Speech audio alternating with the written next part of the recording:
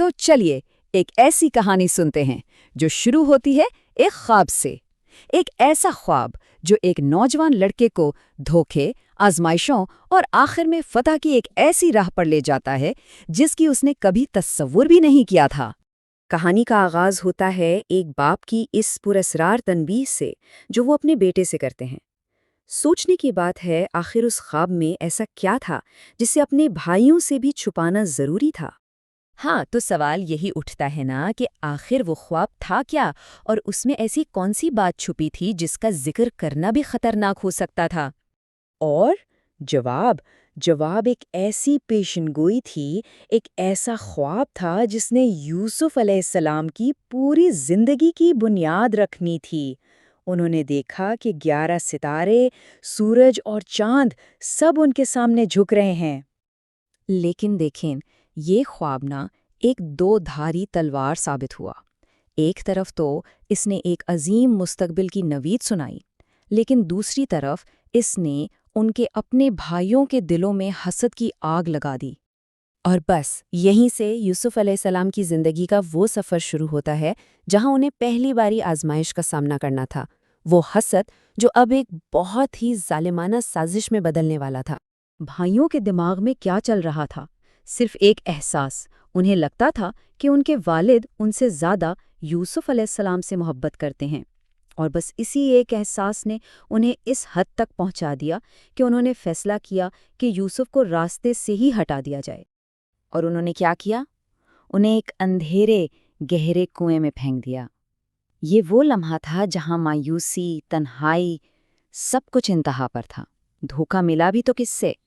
اپنے ہی بھائیوں سے۔ لیکن کہانی یہاں ختم نہیں ہوئی۔ قسمت نے ایک عجیب موڑ لیا۔ وہاں سے ایک قافلہ گزرا جنہوں نے انہیں کنویں سے نکال تو لیا، لیکن یہ آزادی نہیں تھی، بلکہ یہ ایک قید سے دوسری قید کا سفر تھا۔ انہیں غلام بنا کر مصر لے جایا گیا۔ تو اب کہانی مصر پہنچتی ہے۔ یہاں ان کی زندگی کا ایک نیا باب شروع ہوتا ہے، ایک انجان ملک جہاں ان کی ایمان، ان کی کردار، ان کی ہر چیز کو سب سے بڑی آزمائش کا سامنا کرنا تھا۔ مصر میں انہیں ایک اور امتحان کا سامنا کرنا پڑا، ایک ایسی آزمائش جہاں انہیں گناہ کی دعوت دی گئی۔ ان کے ایمان کو پرکھنے کا وقت آ گیا تھا۔ لیکن ان کا جواب بالکل صاف اور واضح تھا۔ انہوں نے کہا، میں اللہ سے ڈرتا ہوں۔ گناہ کو صاف انکار کر دیا۔ یہ ان کے مضبوط ایمان کی نشانی تھی۔ پر جیسا کہ ہوتا ہے، نیکی کی راہ ہمیشہ آسان نہیں ہوتی۔ سچ بولنے اور صحیح راستے پر چلنے کی قیمت انہیں قید کی صورت میں چکانی پڑی۔ ان پر جھوٹا الزام لگا دیا گیا اور انہوں نے بدنامی پر قید کو چن لیا۔ تو اب سفر قید خانے سے اقتدار تک کا ہے، قید کی تنہائی سے خوابوں کی تعبیر تک کا ایک لمبا سفر۔ اگر ان کے سفر پر ایک نظر ڈالیں تو غلامی سے شروعات ہوئی، پھر جھوٹے الزام پر قید ملی، لیکن پھر قید میں ہی انہوں نے بادشاہ کے خواب کی تعبیر کی، اور وہاں سے سیدھا مصر کے وزیر کے عہدے تک پہنچ گئے۔ کیا عجیب سفر ہے نا؟ اور پھر ایک دن مصر کے بادشاہ نے ایک ایسا خواب دیکھا جس نے سلطنت کے بڑے بڑے دانشوروں کو پریشان کر دیا۔ کوئی اس کی تعبیر نہیں کر پا رہا تھا، اور یہی وہ موقع تھا جو یوسف علیہ السلام کی رہائی کا سبب بننے والا تھا۔ جب یوسف علیہ السلام کو بلایا گیا تو انہوں نے صرف خواب کی تعبیر ہی نہیں کی، بلکہ انہوں نے اس ملک کو بچانے کا ایک پورا پلان پیش کر دیا۔ انہوں نے بتایا کہ خوشحالی کے سالوں کے بعد ایک بہت تباہ کن قحط آنے والا ہے، اور اس وقت پوری سلطنت میں صرف ایک ہی شخص تھا جو انہیں اس مصیبت سے بچا سکتا تھا، صرف ایک۔ ان کی اسی حکمت کی وجہ سے قید خانے کے اندھیروں سے نکل کر وہ مصر کے وزیر بن گئے۔ اور اب کہانی اپنے انجام کی طرف بڑھتی ہے، وہ انجام جہاں وہ اصل خواب پورا ہونا تھا، جہاں ماضی اور حال آمنے سامنے آنے والے تھے۔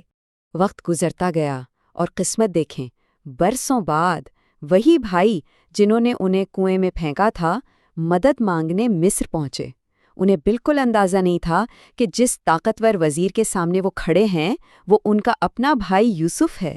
لیکن یوسف علیہ السلام نے انہیں فوراً پہچان لیا، اور اس لمحے انتقام کے بجائے انہوں نے رحم اور درگزر سے کام لیا۔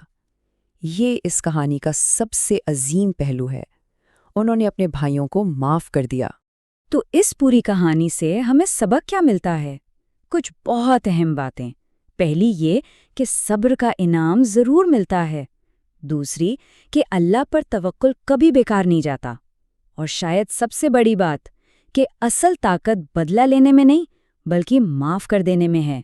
یہ ایک جملہ اس پوری کہانی کا نچوڑ ہے کہ جب اللہ پر یقین ہو تو اندھیرے بھی روشنی میں بدل جاتے ہیں۔ اور یہ کہانی ہم سب کے لیے ایک سوال چھوڑ جاتی ہے کہ جب زندگی میں لگے کہ سب راستے بند ہو گئے ہیں تو پھر روشنی کی امید کہاں سے ملتی ہے؟